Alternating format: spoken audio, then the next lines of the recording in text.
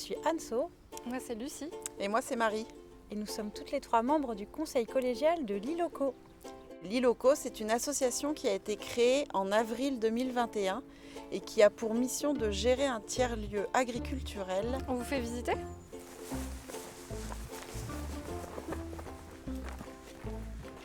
C'est un endroit convivial, ouvert à tous, qui permet aux habitants, aux acteurs locaux ou encore aux institutions du territoire de se rencontrer, de tisser du lien et surtout de développer des projets ensemble. Ce lieu doit être accueillant et convivial pour donner envie à chacun de se l'approprier. L'ILOCO est situé dans un environnement rural, en Sarthe, sur le territoire du Bocage-Sénoman, dans un ancien corps de ferme en pierre de Roussard. L'ILOCO a une ambition, permettre à chacun d'être acteur des transitions environnementales et sociales et de s'engager dans des projets collectifs innovants. Aujourd'hui, l'ILOCO agit sur 4 thématiques. L'alimentation durable, la transition écologique, le vivre ensemble et la médiation culturelle et numérique. L'ILOCO utilise 3 moyens d'action pour permettre à tous de découvrir de nouveaux savoirs. Pour les habitants du territoire, une programmation multiforme pour toucher chacun dans sa propre sensibilité.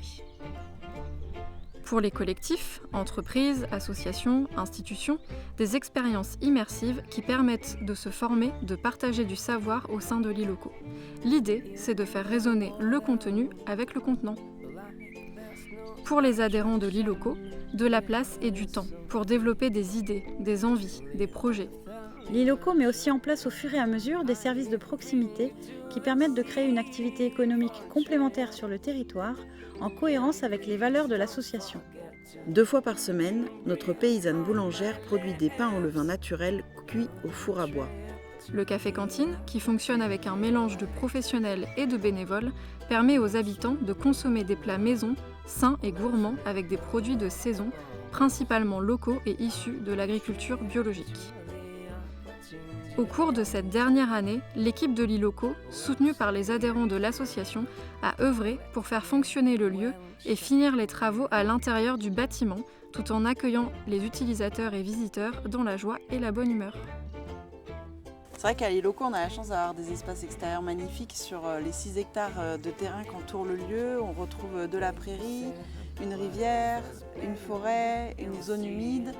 Qu'est-ce que j'oublie ? Un verger. Et ça, l'association a vraiment envie de valoriser ce patrimoine-là. Mais je pense que ça va être un projet 2024. Ouais, en tout cas, en 2023, la priorité, c'est vraiment d'aménager les espaces extérieurs pour accueillir nos publics et qu'ils se sentent vraiment dans un espace hyper chaleureux, quoi.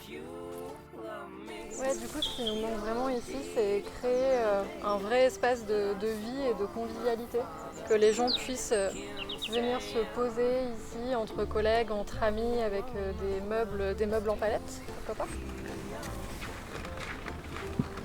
C'est bien qu'on puisse se protéger un petit peu du soleil. Quelques parasols, c'est pas trop. Ouais, et puis ça serait super aussi de pouvoir aménager des chaises pour qu'on n'ait pas à les transporter, devoir les rentrer tous les soirs. Ah tu vois ici, il y a quand même un toit en tôle. Ça a le mérite d'exister, mais c'est sûr que ça ne pourra pas durer encore très longtemps. Donc ça serait super de pouvoir avoir un vrai espace protégé. Surtout, ça nous oblige à délimiter quand on a des événements, c'est pas forcément ce qu'il y a de plus sécurisé. C'est vrai. Et si on avait un espace abrité, on pourrait imaginer des activités qu'aujourd'hui on a du mal à faire en intersaison. Carrément. Et puis adapté au fauteuil roulant, ce qui n'est pas le cas pour l'instant. Ouais.